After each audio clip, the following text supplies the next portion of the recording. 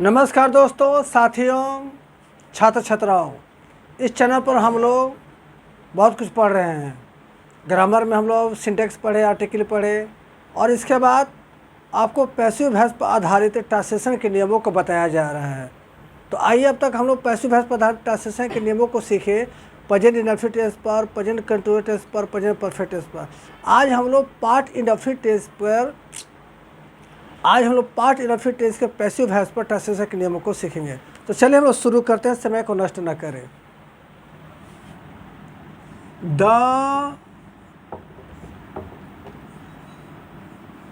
Rule of translation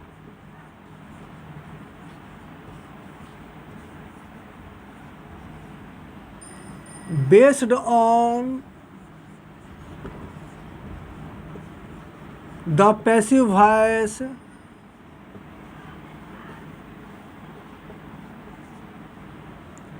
of the past indefinite tense.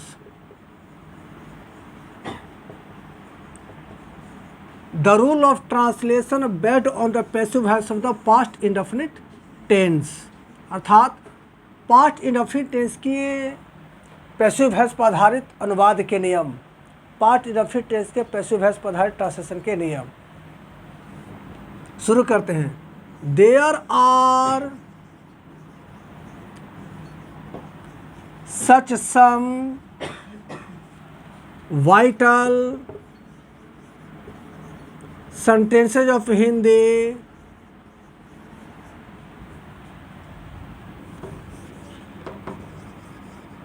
in our Hindi language which are affirmative, negative,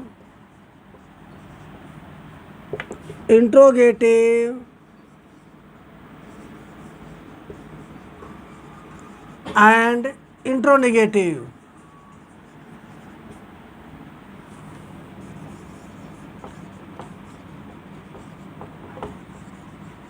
They deal with the past indefinite tense.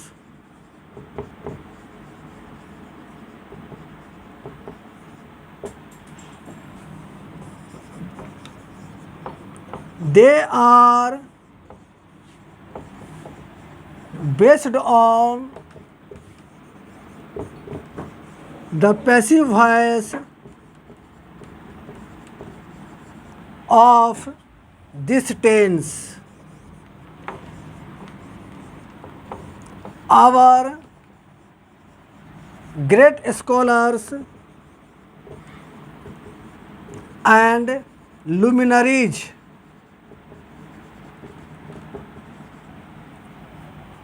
of English language have expounded the following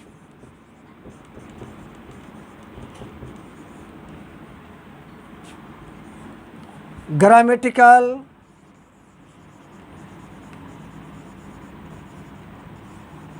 rules and structures। एक बार हम शुरू से पढ़ देते हैं ताकि सभी बच्चों को समझ में आए कि क्या लिखा हुआ है। The rule of translation based on the passive voice of the past indefinite tense. There are such some vital sentences of Hindi in our Hindi language which are affirmative, negative, interrogative and interrogative negative. They deal with the past indefinite tense. They are based on the passive voice of this tense. Our great scholars and luminaries of English language have expounded the following grammatical rules and structures. अब इसके structure के बारे में हम लोग लिखते हैं। The leading structures,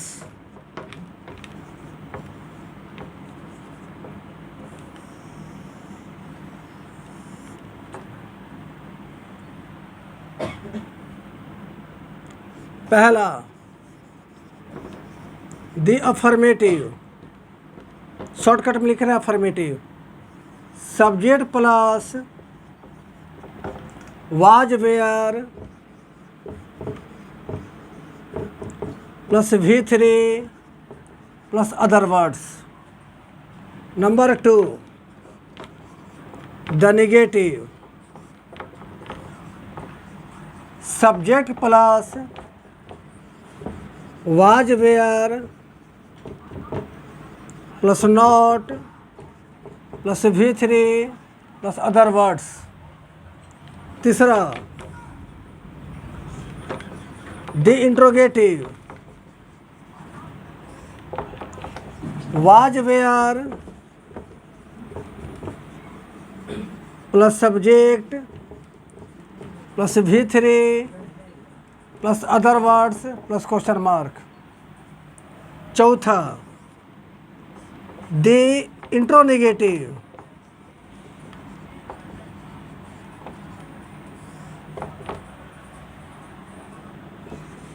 was where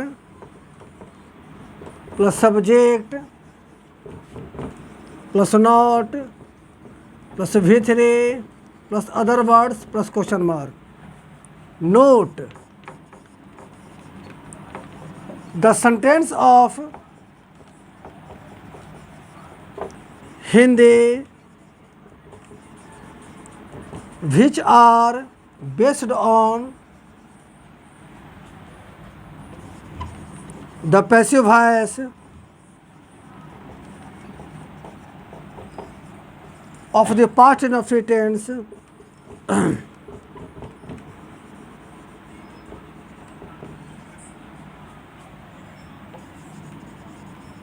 the sentence of Hindi which are based on the passive voice of the past indefinite tense end in the verb form क्रिया प्लस गया गए।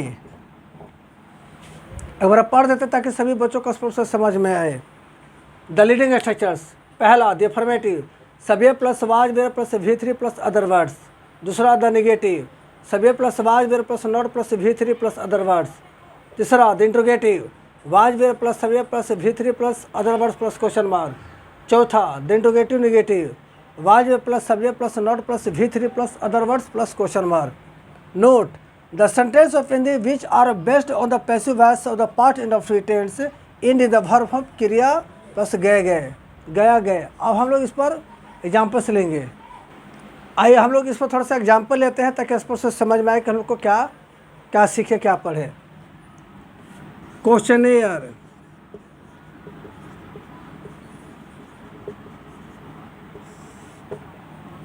पहला मुझे बुलाया गया,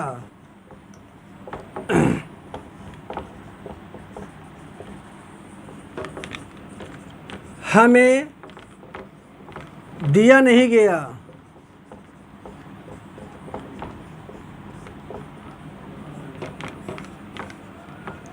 क्या आपको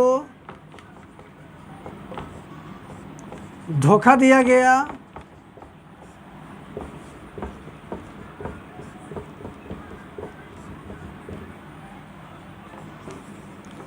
क्या उसे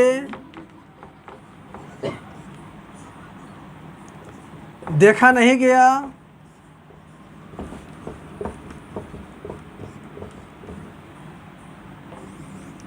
सभी को गिरफ्तार किया गया।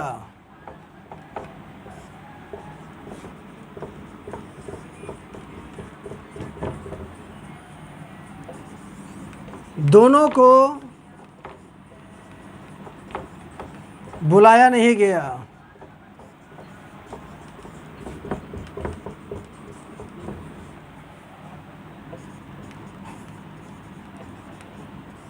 क्या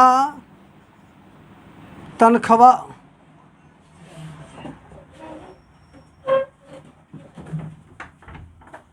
दिखाई दे रहा है, क्या तनख्वाह दिया गया,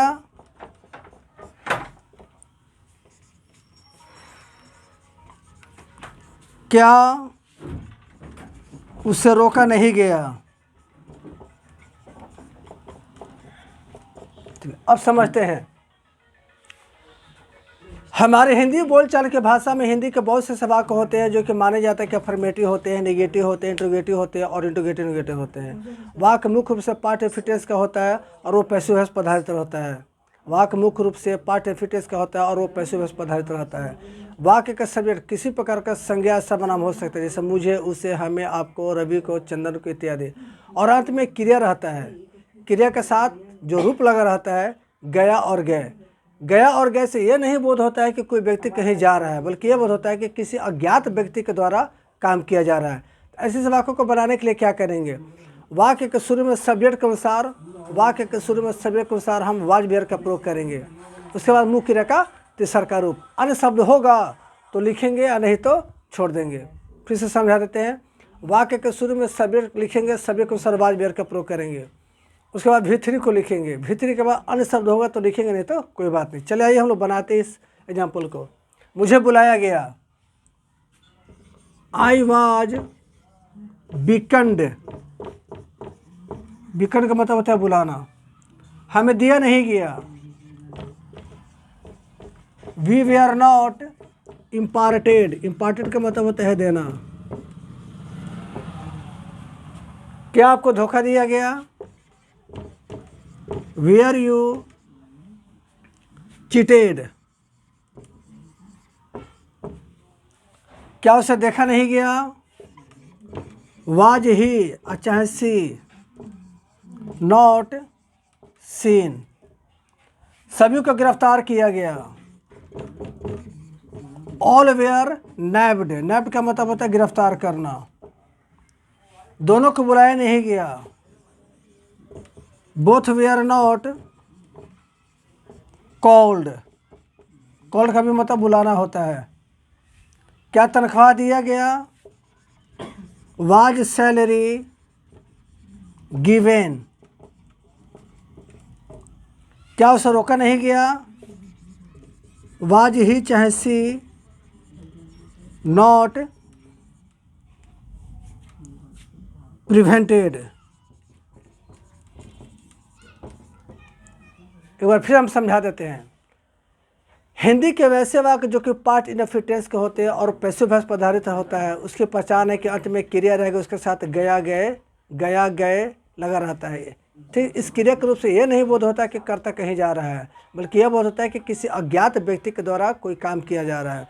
ऐसे ऐसे वाक्यों को बनाने के लिए हमारे अंग्रेजी के विद्वानों ने बहुत अच्छा नियम दिया है कि सब्जेक्ट कुछ भी हो, सब्जेक्ट के अनुसार हम वाज वेयर का प्रयोग करेंगे। अगर एक कर्ता के तौर पर I, he, she, it, name, singular noun, uncountable noun रहे तो वाज का प्रयोग करेंगे। और कर्ता के तौर पर we, you, they, plural noun और पुलर प्रोनाउन रहे तो वेयर का प्रयोग करेंगे। एक ओरल सेंटेंस बोलते हैं।